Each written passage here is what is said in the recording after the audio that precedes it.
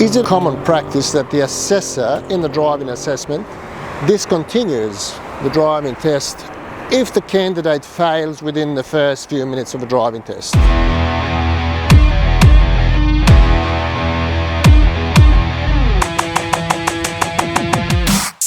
Unfortunately, it's common practice for assessment to be discontinued if a candidate fails automatically on something. For example, when the assessor needs to intervene to apply the brakes or grab the steering wheel. We have this question frequently asked by people who ring us up and who believe it's unfair.